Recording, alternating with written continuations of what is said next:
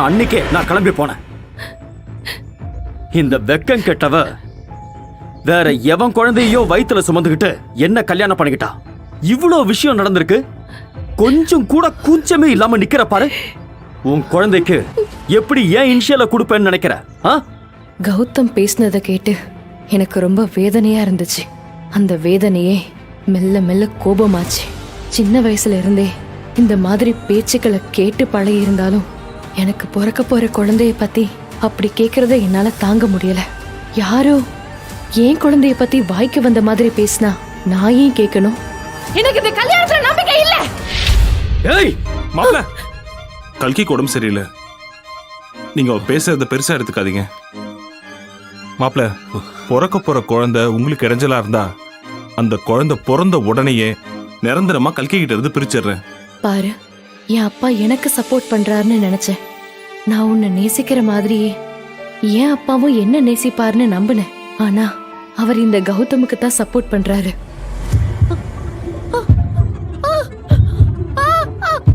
கல்கி, கல்கி,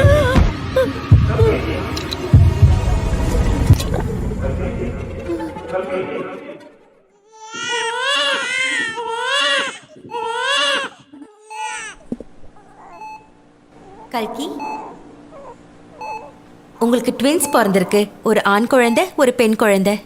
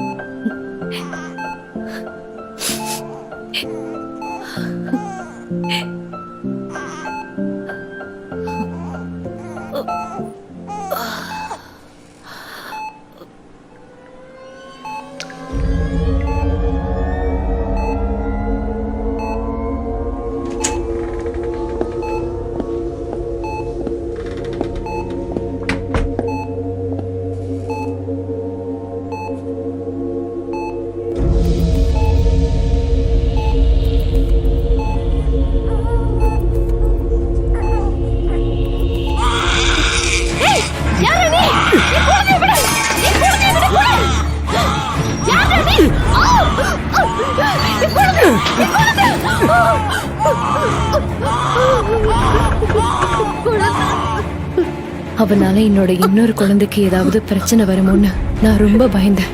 இனிமேலும் இந்த நாட்டுல இருக்க கூடாதுன்னு அங்கிருந்து கிளம்பி அமெரிக்காவில் இருக்கிற என் அத்தை கிட்ட போயிட்டேன்.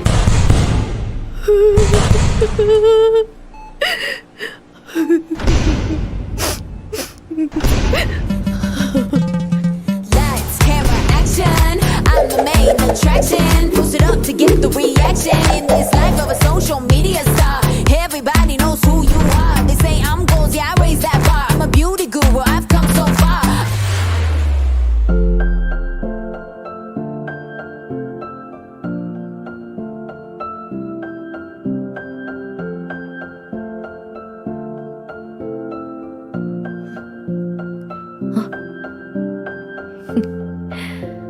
வா.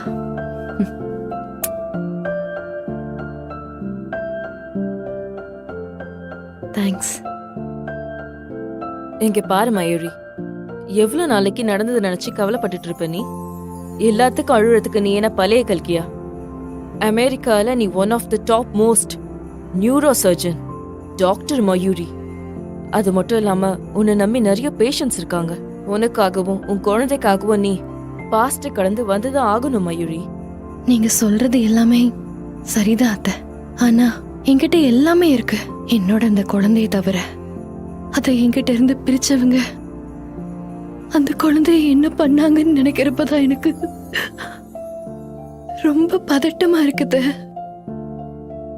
அதெல்லாம் கூட விடுங்கத. இத்தனை வருஷம் ஆச்சுல, என் வீட்ல இருந்து ஒரு போன் ஆச்சு பண்ணிருப்பாங்களா? என்னாச்சுன்னு விசாரிக்கவாது செஞ்சிருக்காங்களா அத்தை? இல்லையே.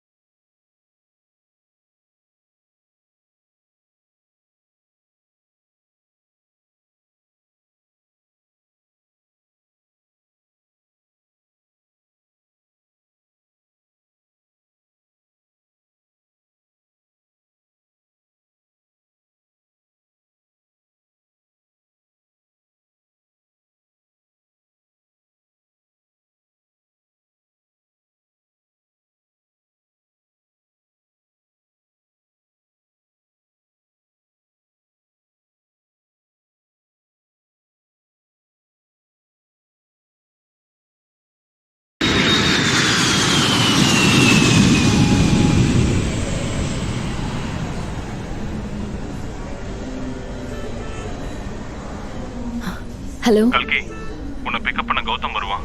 அவனோட சேர்ந்து நீ வீட்டுக்கு வந்துரு. ஹலோ நீ அப்பா வந்ததும் நான் எல்லாத்தையும் சொல்றேன். அப்பா அப்பா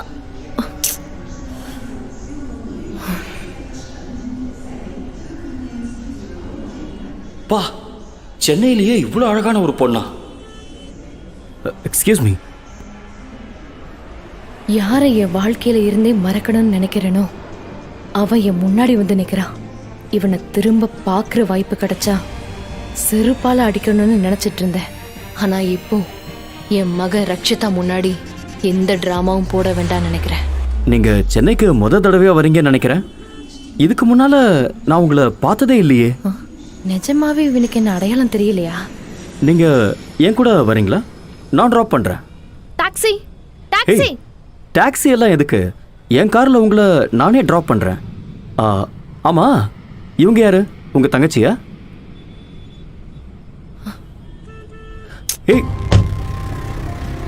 சென்னையில் உங்களுக்கு என்ன வேணும்னாலும் என்ன ஞாபகம் வச்சுக்கோங்க. கௌதம் அண்ட் கோன்னு சொன்னா போதும். என் வீட்டுக்கு முன்னாடியே ட்ராப் பண்ணிடுவாங்க. பை த பை, உங்க பேர் என்ன? டிரைவர் வண்டி எடுங்க. ஏய் ப்ளீஸ்.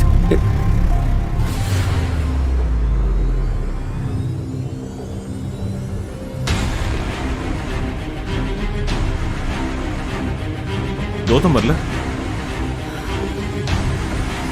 இப்ப வாத சொல்லுங்க, என்னை எதுக்கு அவசர அவசரமா கூப்பிட்டீங்கன்னு?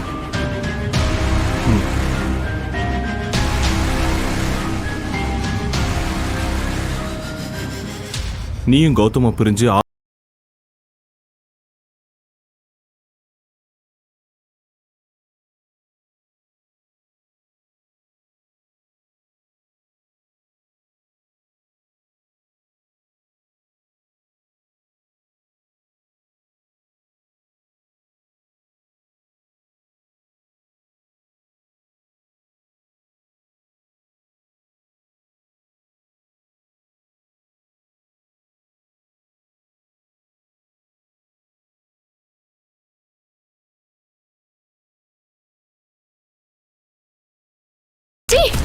நீ எல்லாம் ஒரு அப்பனா?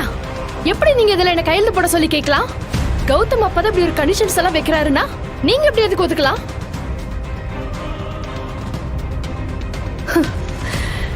எனக்கு இப்பதான் புரியுது குண்டா இருந்த என்ன எதுக்காக அவங்க வீட்டு மருமகளாக்க நினைச்சாங்கன்னு. கௌதமோட அப்பா எப்படிப்பட்ட நிபந்தனையை வச்சாரு? அந்த பத்திரத்துல அப்படி என்ன எழுதிருந்துச்சு? கர்ப்பமா இருந்த என்ன தான் மகனுக்கு கட்டி வைக்க ஏன் கௌதமோட அப்பா ஒத்துக்கிட்டாரு? உண்மையிலேயே என் கர்ப்பத்துல மறைஞ்சிருக்கிற ரகசியம் என்னங்கிற கேள்விக்கு விட தெரிய இப்போதே பாக்கெட் எஃப்எம்ஐ டவுன்லோட் செய்து கேளுங்கள். மெர்க்குரி பூக்கள்.